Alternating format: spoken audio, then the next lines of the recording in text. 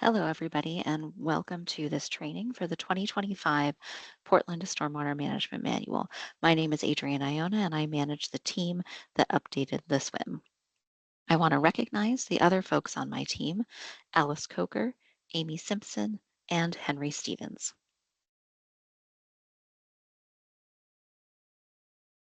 First of all, get an introduction to the Stormwater Manual. The Stormwater Management Manual requires stormwater management for development activities that construct or alter impervious area. It applies on property and in the right-of-way. In addition to managing stormwater, it protects drainage ways on private property. We have the regulations in the Stormwater Manual to comply with our own regulatory requirements to protect watershed health and meet our stormwater system needs. First, I want to go over the Stormwater Manual adoption and vesting schedule for the 2025 SWM. The SWM went into effect on March 1st. We have a 3-month grace period where projects can use either the 2020 SWM or the 2025. How that grace period works varies depending on the kind of review and the place your project is in its work. So for land use reviews, that applicability date is based on the application submittal date. For building permits, it's based on the permit in date. For public works permit projects, it's based on the date the concept development submittal is accepted. And for city capital and interagency projects, it's based on the 60% plan submittal date. So first I want to give an overview of the presentation. We're going to talk about the document structure, some of the policy changes that we've made, go over the new hierarchy and performance standards, talk about the design changes for private facilities, the design changes for public facilities, some of a brief introduction for some of the changes for the presumptive approach calculator, and then some changes that we've made to drainage reserves. So to start with, we'll go over the document structure. This is the table of contents for the new 2025 Stormwater Manual. You'll see there's a lot of sections. The ones that are of most importance and where their most changes have happened are these chapters 2, 3, 4, and 5. So content from the 2020 SWM in chapter 2, stormwater facility selection and sizing, has been mostly broken up into chapter 2 and chapter 4 here.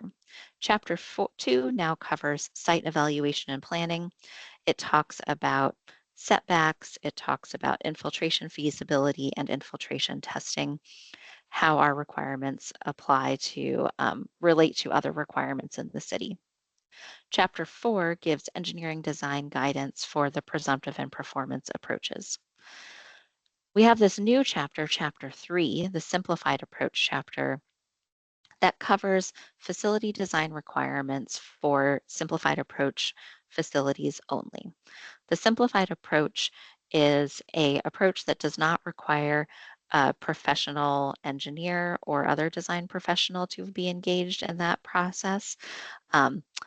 And it provides sort of simple facility design approaches that homeowners and general contractors can use.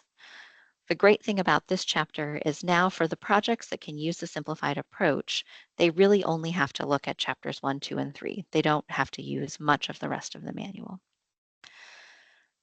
Then chapter 5, I've already talked a little bit about chapter 4. Chapter 5 covers private facilities for presumptive and performance approaches, those sites that require additional analysis and design by a design professional. So the current information in chapter 3 for private stormwater facilities is really broken up into chapters 3 and chapter 5. Then the other thing that we've done is consolidated our forms, O&M plans, and details in the back of the manual in standalone chapters and sections. This hopefully will improve navigation and our ability to find these documents. Now I want to go over the major policy changes in the Stormwater Manual. A big one is we've increased our impervious area threshold for which projects are required to comply with the Stormwater Manual. We've increased that from 500 to 1,000 square feet. This brings us in line with other jurisdictions locally and in the state. And one thing to note is that 1,000 square feet applies to a whole project, not just the site. So if if a developer is doing a group of houses together, that will all end up on separate lots, and each building on those separate lots will be less than 1,000 square feet. If the entire project in aggregate is more than 1,000, then the SWIM will apply to all of those sites. We did some analysis on SWIM implementation and have made this decision because this will reduce our building permit reviews by 18% while only reducing our overall impervious area managed by about 1.8%. We also have some changes to our pavement exemptions. These pretty much mostly apply in the right-of-way, but we do exempt standalone utility trenching projects, standalone projects that are just doing base repair of public streets when no more than 50% of the street is repaved. Those really haven't changed a lot.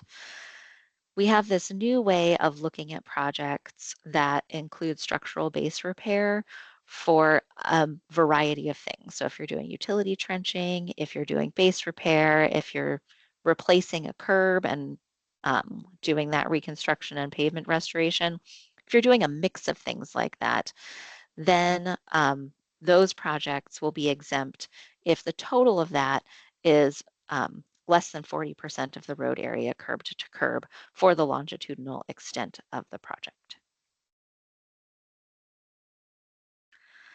We've changed when green streets will be required to comply with the SWIM in the right-of-way. We're allowing development in the UIC area out in outer Southeast Portland primarily, or outer East Portland, to comply with the SWIM with only a UIC. We also are expanding automatic eligibility to pay the offsite management fee to include sidewalk and shoulder widening projects, any development project in the combined sewer system, and any development project with 120 linear feet of frontage or less.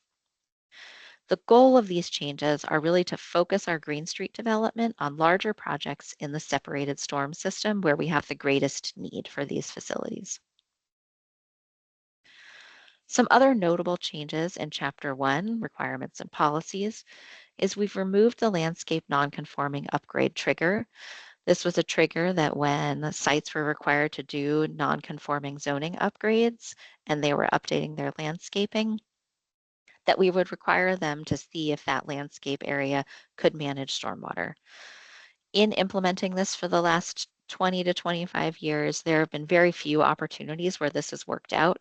So it's just not quite worth touching and looking at all of those projects to review for feasibility when we know that it is rarely the case.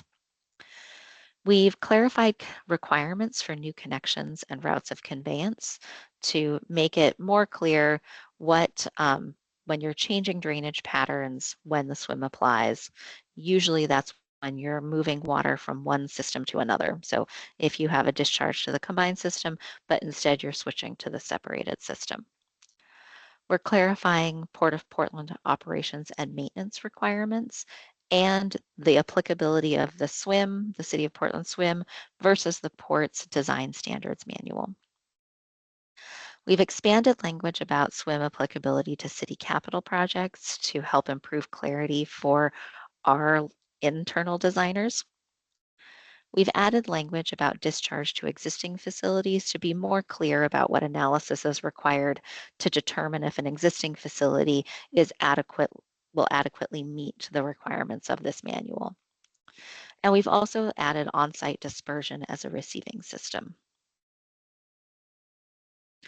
Now I'm going to go over the changes to our hierarchy and performance standards. Here's the hierarchy. Level 1, full site infiltration for sites that have at least 2 inches per hour of infiltration or more. We require full on-site infiltration. This has not changed. The big changes are in level 2 for sites that discharge to the storm-only separated sewer system. For sites that discharge to our larger water bodies, the Willamette River, the Columbia Slough, or a tributary or channel of the Columbia Slough, for those sites we require water quality treatment or infiltration always, and then sometimes we'll require flow control if the public pipe is less than 12 inches in diameter, or if the system owner, a system owner who's other than the city, determines that flow control is needed for system capacity. In most cases, that other system owner will be our urban water quality, flood safety, and the drainage district. And then we have new requirements for discharge to other surface water bodies. So those are our smaller stream systems in the hills. So Fano Creek, Tryon Creek, and then Johnson Creek. For these locations, you are required to do water quality infiltration. So infiltrate the water quality event and flow control for storm sewer system capacity. Or if you can't infiltrate the water quality event, provide water quality treatment, flow control for storm sewer system capacity, and flow control for hydromodification. Hydromodification are impacts to stream systems based on changing hydrology in the upstream watershed. So when development happens in a city, it increases the amount and frequency and changes the timing of runoff that streams see, and that can cause in-stream erosion and downcutting. So, and the most impactful events for that are events that are sort of smaller and happen more frequently. So that's what that flow control for hydromodification is for. And then level 3, discharge to the combined sewer system. If you discharge to the combined sewer system, you're required to provide flow control for combined sewer system capacity. That has not changed. Then we have this new language that we're using in the 2025 SWM called performance standards. These performance standards are what the hierarchy requires. And then each performance standard has specific design requirements associated with it. So full on-site infiltration means that you're infiltrating the runoff from the 10-year 24-hour storm event. For water quality infiltration, you're infiltrating the runoff from the water quality storm event. And the water quality storm event is the runoff resulting from 90% of the average annual rainfall. For water quality treatment, you're filtering the runoff from the water quality storm event prior to offsite discharge. And that's removing 80% of total suspended solids from the runoff, resulting from 90% of the average annual rainfall. Flow control for the separate storm sewer system capacity means you're limiting post-development peak runoff rates to pre-development peak rates for the 2, 5, and 10-year 24-hour storm events. Flow control for hydromodification means you're limiting the post-development peak runoff rate to the pre-development peak runoff rate for 1/2 the 2-year 24-hour storm event. Then for level 3 in the combined sewer system, flow control for combined sewer system capacity, the requirement is to limit the 25-year 24-hour post-development peak runoff rate to the 10-year 24-hour pre-development peak runoff rate. Water quality infiltration. This performance standard is new in the 2025 SWM. So what we've created is this new water quality infiltration performance standard. It means that you can meet the requirements for water quality treatment and flow control for hydromodification by infiltrating the water quality event on your site instead of discharging it.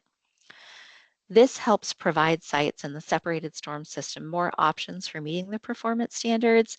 And we also know that infiltration provides much greater watershed benefits than filtering and discharge. So we're trying to encourage this approach and also sort of provide that flexibility for sites to use whichever one works best for them. We've made some technical changes to our water quality design storm. We've changed the HIETA graph to extend it from 24 hours to 36 hours. This change better matches the actual rainfall record, including the peak rates. So if you look at this graph here, You'll see the blue line is the proposed, it's our new water quality design storm. The green is our existing water quality design storm. And the red is the 10-minute water quality rainfall rate. So you'll see by extending that volume of the water quality design storm out over this 36 hours, we are better matching that peak 10-minute water quality rainfall rate. So this better aligns engineering design for Santa Barbara urban hydrograph methods that are using that full volume storm event versus ones that are using the rational method that use that peak rainfall rate. This also better matches our actual rainfall record. Now I'm going to get into the changes to our private facility designs. We've made some updates to the types of facilities that can be used for on private property. We've restricted the use of stormwater ponds to public projects. We've removed subsurface sand filters as an option. We've provided guidance for large bioretention systems, including information about underdrains, flow spreaders, and forebays. A large bioretention system is very similar to a planter or a basin in the way that it works. Water filters through the soil and then can exit through an underdrain or go through an overflow pipe. It's just large bioretention systems are more complex in their design. We've revised the table of pretreatment requirements for UICs. We've changed our setbacks for all facilities that infiltrate. So we're changing our steep slope definition for this is the swim only from 20 to 25%. So setbacks will not be required from slopes that are 20% or less anymore, or 25% or less than 25%. We've reduced our setback requirements for grade breaks and slopes that are greater than 25% and less than 20 feet high. So the setback is now 5 times the height of the grade break up to 100 feet.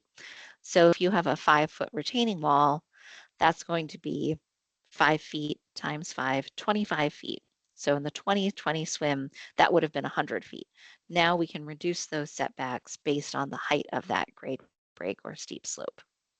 For filter strips, we've removed the additional property line setbacks that were required. The size of the filter strip we've determined is kind of adequate enough to not require additional setbacks beyond them. And then for rain gardens, we've matched setbacks to other infiltration facilities for consistency. So for planters and basins, we've had some changes to the simplified approach under drain configuration. For sites that are installing unlined planters and basins, we have removed the underdrain. This will make construction easier, but really for us, our perspective, it will improve the function of these facilities. More water will be able to infiltrate, and the absence of rock in those facilities will improve plant health. We've also changed the simplified approach under drain configuration to be consistent with our other design approaches. We're switching to a slotted under drain. We're shortening it so that it only covers a quarter of the length of the facility, and we're using a single aggregate that's mounded over that under drain instead of extending that across in 2 aggregates that extend across the entire bottom of the facility. To help facilitate that under drain change, we are allowing the HDPE corrugated slotted drain pipe. This is readily available at kind of regular home improvement stores, and we believe that it meets the needs of our stormwater facility designs. We have a new detail for planters and basins with under drains that also can infiltrate. We've added this elevated discharge pipe. So now when the underdrain is coming out of a facility, we've elevated where the discharge goes, and that creates some storage within the facility below the discharge. So in these sites that don't have enough infiltration to infiltrate the full event, but can infiltrate some, we're encouraging that through the use of this elevated discharge pipe. That increases the storage within the facility and gives that water below the discharge time to infiltrate into slower draining soils. We also have a new detail for a recessed under drain to place that in a trench below the facility. We're encouraging this for presumptive and performance approaches. What that does is it increases the volume of soil within the facility. It also can be easier to construct because instead of having to mound that aggregate, you can put it within that trench. We have a new performance approach soakage trench that allows an offsite connection. So this, you'll see what it has added is in these situations, you'll be required to include a silt trap. And then within that silt trap, there'll be an overflow that can connect to an offsite system. Really, we think that this facility type will be helpful in facilitating and promoting infiltration of the water quality event. We have some changes to EcoRoof's pervious pavement and dispersion facilities. We've updated guidance on how eco-roofs meet specific performance standards. So now we talk about how to better quantify how eco-roofs meet water quality treatment standards, flow control standards, what kind of math you need to do, and how to demonstrate that compliance. We are recommending the use of pavers for pervious pavement on private property instead of systems like porous asphalt. That will reduce the risk of those systems being paved over in the future. We also have new language to allow and encourage the use of pervious pavement on slow draining soils. We've updated some requirements and options within our dispersion facilities. We're clarifying that downspout splash blocks are allowed by exception only. And we're updating trench dispersion requirements and moving them from the appendix to the body of the SWM. Was formerly known as upland dispersion. This is a discharge point type that sites can use when they don't have access to an approvable discharge point for their site. It allows sites to kind of spread that water across the landscape instead of putting it in a pipe to connect somewhere offsite. We also have new inspection authority for the city to require construction certifications from the designer for sites where city staff cannot perform inspections. A prime example of this are sites that have orifice control that would require confined space entry to access. And our staff do not have that certification or training, so we'll need to get that information from elsewhere. We've made some changes to our operations and maintenance form. We've really simplified the form. We've reduced it to 2 pages. We're removing the requirement to record a site plan and the standard O&M plan at the county with the property deed. We will instead rely on city records for that information. The O&M now will just mostly serve as a notice to future property owners that a stormwater facility exists on their property and they have maintenance responsibilities. We also are working on shifting O&M and drainage reserve notice of conditions recording responsibility from applicants to the city for sites within Multnomah County. And the goal of this is really to change the number of touch points that we have for these forms. Right now, there are definitely multiple review cycles that permits go through just to deal with the review and recording of the O&M forms. Now we'll get into the changes for our public facilities. We've made some changes to green streets. We've added details for that upturned elbow for infiltrating green streets, like I talked about before in the private facility section, and also recessed under drains. So those will similarly be available and apply in the right of way. We have a new modified thickened curb and gutter detail. I'll go into that in more detail later. We're requiring small notched forebays for curb extensions. And we're adding an outline for the standard project narrative to the plan set. We're updating the designer notes for relative elevations. And that really, the key there is that when you're constructing a green street in the right of way, all of the different elevations of the different components of the green street, the underdrain, the overflow, the ponding depth, the inlets, the curb notches, the outlet, all of the depth of the soil, all of those relative elevations have significant impacts on the performance of the facility. And they're very hard to set in the field at construction.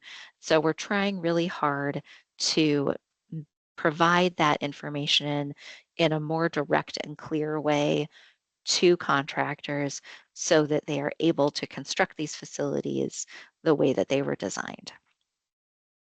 We've updated designer direction for sidewalk notches to improve their performance.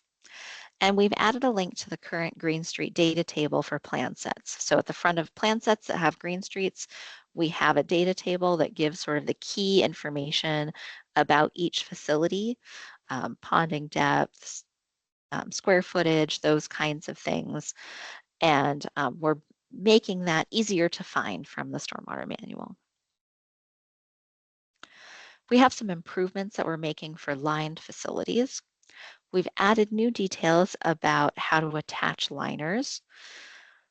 We've added a requirement to test seam seals during construction to our construction specifications. What the contractor does is go over those seams with an air gun to notice gaps. It's a standard service that BES hasn't ever used, so we're going to be requiring that going forward. We've added requirements for geotextile fabric to protect the liner against puncture, particularly from the aggregate. We have a new detail for use in lined facilities that are less than 5 feet wide. So when you have a really narrow line facility and those need an overflow, fitting a beehive within those 5 feet and then also installing a liner around it is very difficult. And so instead, we're taking our CG3 catch basin, which is like a curb inlet, and have a detail for how that can be installed at the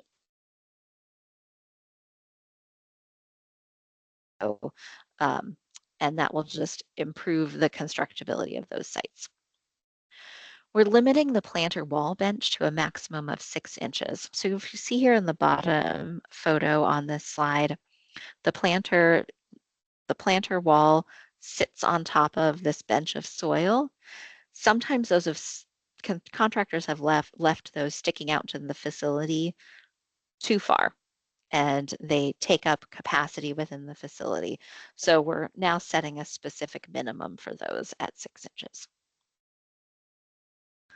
Here's the new modified thickened curb and gutter detail. You'll notice it's a very tall concrete section. We don't anticipate this being needed to be used frequently, but it is likely necessary in sites where the crown of the road is particularly steep. And if you're doing a curb extension and that pushes the curb out further into the street and makes it higher than the green street, what we were having is problems with the green street being too deep in relation to the curb. And so that soil, there was potential for undermining of the curb and also wasn't anywhere to attach the liner. We have some changes to our public sump systems. We have 2 design approaches. You can either manage the 10-year peak flow with a safety factor of 2, or manage the 24-hour 10-year design storm with a safety factor of 2. So this gives flexibility for sites that want to use different design approaches. We also have a new allowance for water quality sumps in the MS4 area. So in our separated storm system, MS4, you're now allowed to size a sump to infiltrate the water quality design storm with a safety factor of 2 to meet water quality infiltration requirements, and then connect the overflow back to the MS4 system. In the past, we really haven't allowed sumps to have a connection out of them. So this is a really new thing for us.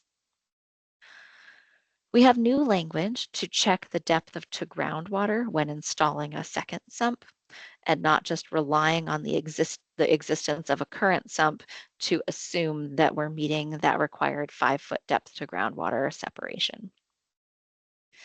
Like Green Streets, we've included a link to the updated sump data table to better be able to find that from the Stormwater Manual.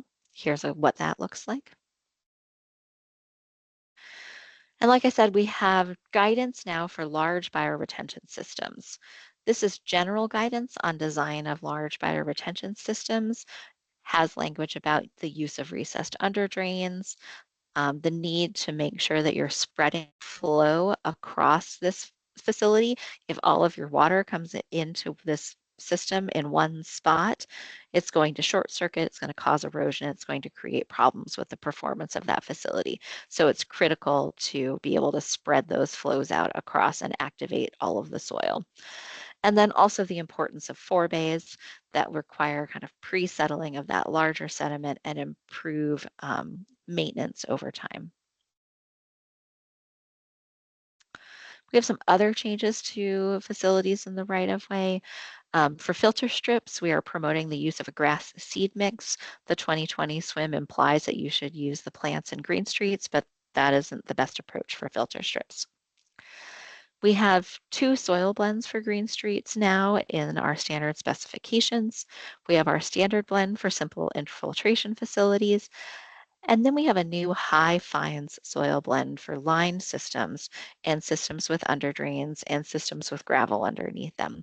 That, that soil spec has more true soil clays and silts and loams included to help improve plant health and moisture holding capacity. We've also updated our plant lists and planting templates. We have kind of one significant change to our manufactured stormwater treatment technology requirements. We are now requiring a grated inlet for catch basin units. We've had a number of these installed in the last couple of years on Beaverton Hillsdale Highway and on NATO. And we're finding that on these streets, particularly ones that have street sweeping, regular street sweeping, we're getting this debris and soil berm built up in the curb inlets. And we really need a better way for water to get into those facilities. So now we're requiring the use of the curb inlet with then also a graded catch basin. So we have some changes to the presumptive approach calculator to bring it in line with the new requirements of the 2025 SWM. We've added these new performance standards, added a new option for a recessed underdrain. We've updated the infiltration and underdrain outflow calculations. We've changed flow control for hydromodification to use a standard pre-development curve number of 72 for the forested condition. And we've renamed configuration F, if you're familiar with these, to configuration CE, which is the elevated underdrain. So configuration C is a bioretention system, a planter or a basin with an underdrain that is not lined, that can infiltrate. And so now we have 2 options, one with a flat underdrain and one with an flat underdrain and outflow, and one with an elevated discharge. We have made some policy changes to our drainage reserve chapter. We have now more detail about when to apply a wider reserve. So a drainage reserve is a standard 30-foot reserve area placed on drainage ways. It gives BES the ability to review for any disturbance or encroachment within that 30 feet on over the channel. So sometimes it makes sense to make that reserve wider depending on the characteristics of the drainage way itself. So we now have standards for when we apply a wider reserve. We do it when the channel is at least 5 feet wide and the channel has a visible top of bank. And we have a definition for how you determine whether a channel has a top of bank. And in those cases, the reserve is applied starting from the top of bank away from the channel, and it's 15 feet on either side. For drainage reserve, we have these two areas, the channel and buffer encroachment areas. We have different review and encroachment requirements for the channel and buffer areas. Right now, the buffer area is the outer edges of the drainage reserve, and more activities are allowed in that area without engineering design review. So we've changed where those apply. Now we're applying the channel area to 7.5 feet from either side of the channel, so that middle 15 feet. And then the buffer area is 7.5 feet on either side outside of that, making up the full 30 feet. We've reduced our channel area to be that center 15 feet to align with the requirements in 2450-050, which are our flood hazard reduction codes. We still, in that situation, we are still maintaining that standard 30 foot width. And then we've also aligned our planting requirements with the environmental zoning code 33430. Then we have a proposed change for how Green Street planting and establishment is managed for public works permit projects. And this is related to the Stormwater Manual, but is mostly being worked out through the city budget process. So for public works projects building green streets, those permittees are currently required to create a planting plan, install those plants, care for them for the 2-year maintenance warranty period by weeding and irrigating and removing sediment. And then in some cases, we would require that they extend that establishment period if those plants are not in good enough condition. Currently, permittees are allowed to opt into an agreement with BES for our staff to provide those services. So the proposal that we're working on is to shift responsibility for all of that planting and establishment from developers to the city. The way that we're accomplishing this is by adding a fee to the rate ordinance this budget cycle. So that's something that's currently being discussed between the Bureau and City Council. If Council approves it, then the effective date will be July 1, 2025. And public works permit projects going forward will instead have to pay this fee instead of doing this work. I just want to put the adoption and vesting schedule back up on the screen to remind people kind of where we're at in this implementation. And then I want to thank you for watching this training and let you know that if you have any questions, you can contact us at our sort of general inbox here, bescoderule@portlandoregon.gov. Thank you so much.